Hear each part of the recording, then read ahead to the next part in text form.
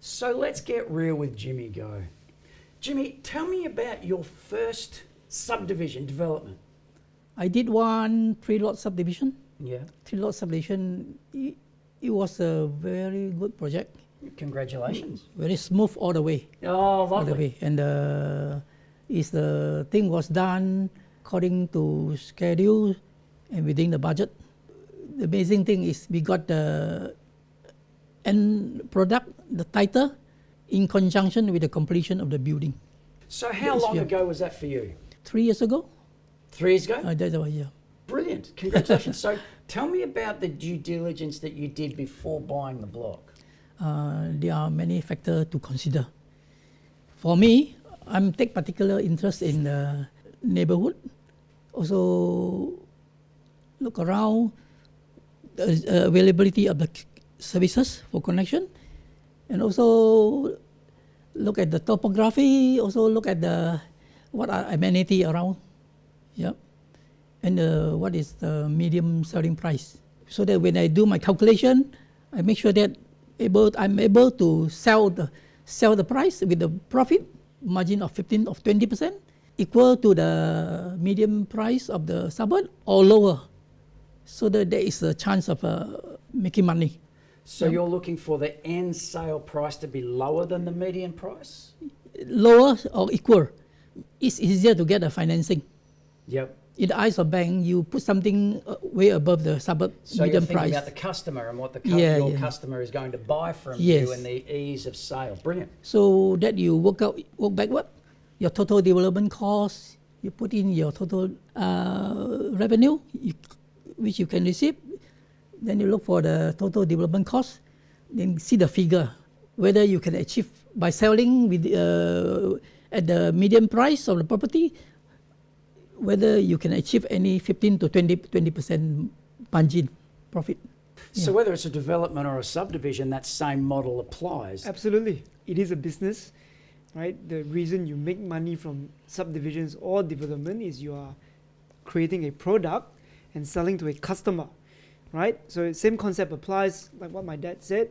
The cost versus the revenue, if there is a margin, and whether that margin is something you're happy with to take on, the risk involved and the time involved and the effort involved to doing a subdivision, that's the factor. Well, that's brilliant. You mentioned the idea of margins, whether you're willing to take it on.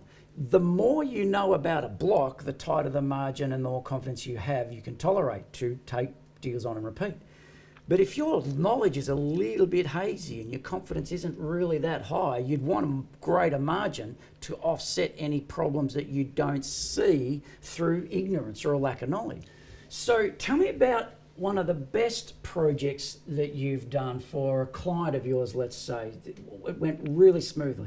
Yeah, this project is 24 lots. 24 lots? Yeah, it was a big one. Townhouses, yeah, 24 lots, and we get the subdivision completed, also within the time frame. Yeah. Also within the budget expected by the customer.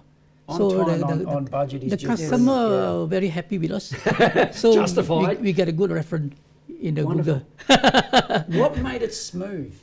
Yeah, I think smooth is we have to be proactive, and also dealing closely with the council and other supplying authorities, services authority, and we always want to make sure the problem will not surface before it happened.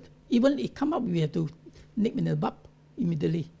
Okay. Yeah. So and work closely with advising the customer regularly, so the customer have been updated regularly. So the client is very happy. Along the way, he learned something. Brilliant. At the end of the day, there's nothing worse than not being all across the various fires that will pop up throughout the process. And there are fires. There are many fires to put out, right? Yeah. Just like any business, is no different to any other business. You're really in a lot of problem-solving mode. And the idea is to get them at the embers rather than the massive That's bushfire. Right. That's right. And as a developer or a consultant for the developer, you really have to be always on your toes and making sure that you try to just like the arcade game, you put out the fires everywhere as quick as you can. Yeah. And that's really what happened, I think, in that project my dad described. It was a 24 lot up in southeast of Victoria, and Wonderful. it was very smooth. It goes down to then picking the right people to know the area. Do you need a lot of area expertise if you're going to take on a subdivision? For us, we are dealing with so many councils in Victoria. Yeah, it's impossible to know everyone and close to them. But we try to build up a good rapport with the council, especially the planner, so we can get their blessing sometime. Sometimes we are advised what to do. Yeah, that's a clever approach. I mean, if you're doing a subdivision, getting into the inside lane of the council would be really or the valuable. good side, basically. Goodwill. Right? So even as a developer, right, if you are trying to do a project in that particular municipality, right, it's always a good idea. It's never a bad idea to try to create a relationship with them. And oftentimes they are receptive to it, right?